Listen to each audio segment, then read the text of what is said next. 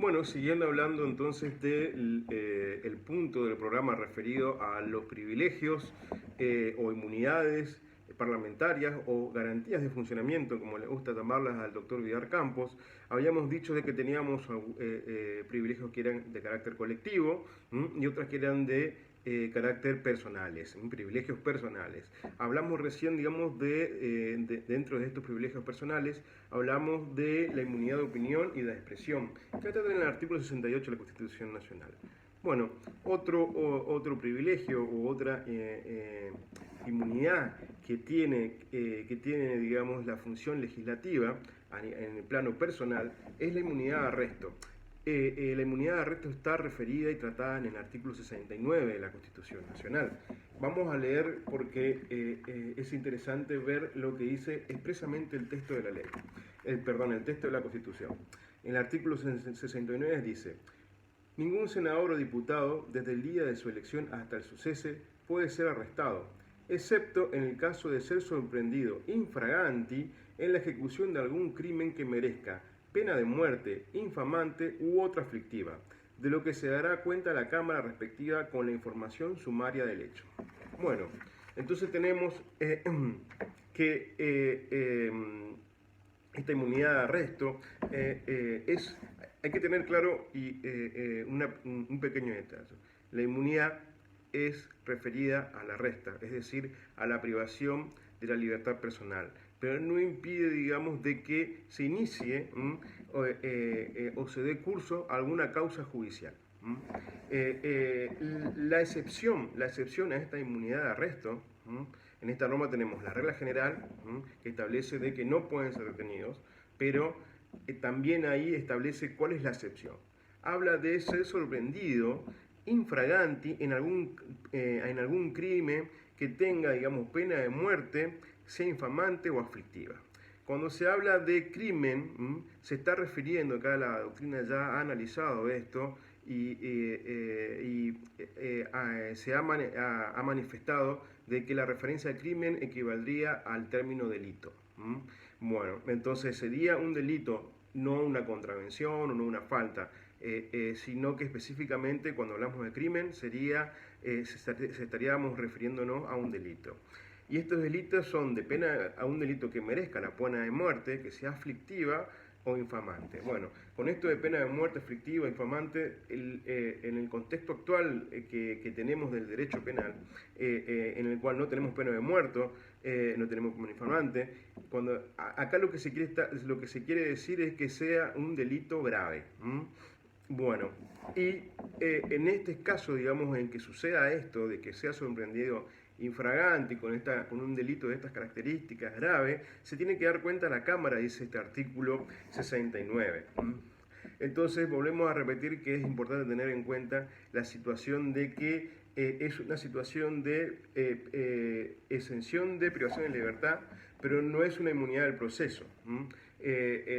Tal vez un caso actual que está en esta situación es el caso de la actual vicepresidenta de la Nación, que antes era senadora de la Nación, que estando, no sé, procesada o imputada, no tengo presente bien, digamos, el estado procesal de las causas que la misma en la cual la misma está involucrada, a pesar de eso, digamos, hasta que no tenga, digamos, de alguna manera un desafuero, digamos, ella no puede ser arrestada. El desafuero lo vamos a ver más adelante, pero bueno, el ejemplo es a los fines de que usted tenga presente de que por más que ella tenga un proceso abierto en su contra, con imputación o con procesamiento o con el estado procesal que fuera, digamos, mientras que ella mantenga sus fueros, está exenta de sufrir algún tipo de privación de su libertad.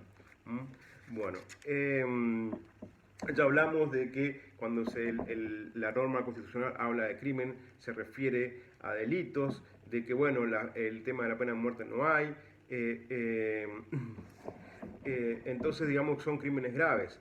Entonces cuando dice el texto constitucional que es aflictiva, hoy por hoy, bueno, aflictivas serían todas aquellas penas que de alguna manera privan de la libertad personal.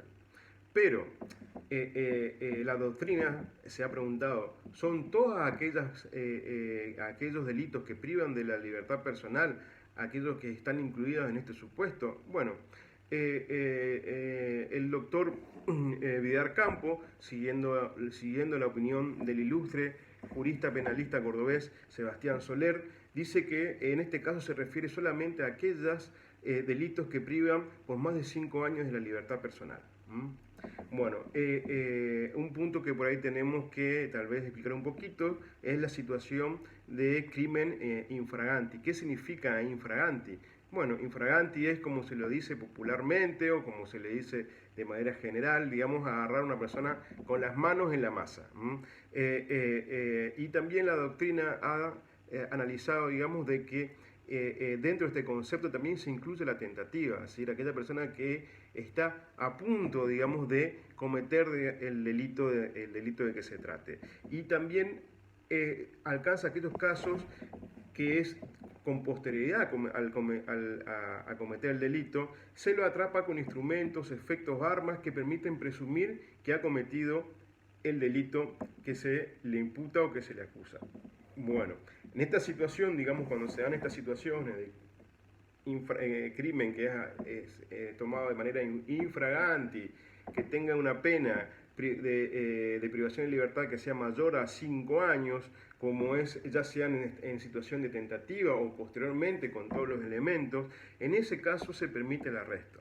Y el texto constitucional dice de que se tiene que dar cuenta inmediatamente a la Cámara remitiéndole la información sumaria, o sea, todos los antecedentes a esta misma, y para que esta Cámara, la Cámara respectiva, si es un senador será la Cámara de Senadores, si es un diputado será la Cámara de Diputados, para que esta Cámara decida si lo desafuera o no, conforme al artículo 70.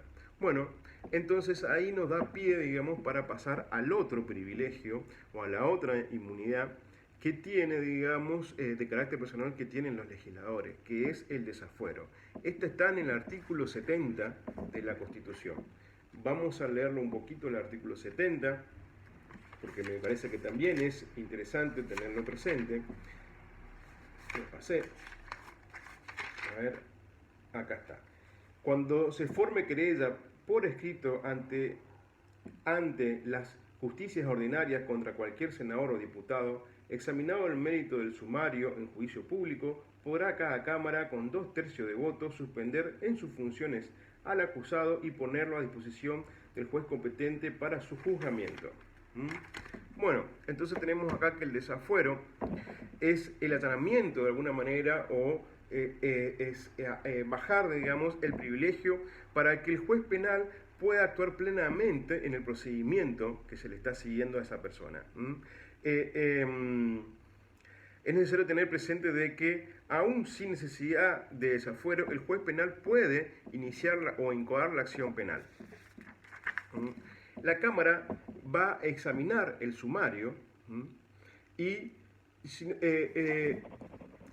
de acuerdo, digamos, a la situación, en esto tiene que tener presente que la Cámara de Diputados o la Cámara de Senadores tiene que manejarse con un criterio estrictamente ético, en el sentido de que si del sumario surge la necesidad de desaforarlo, tiene que hacerlo y no manejarse con criterios partidarios o corporativos.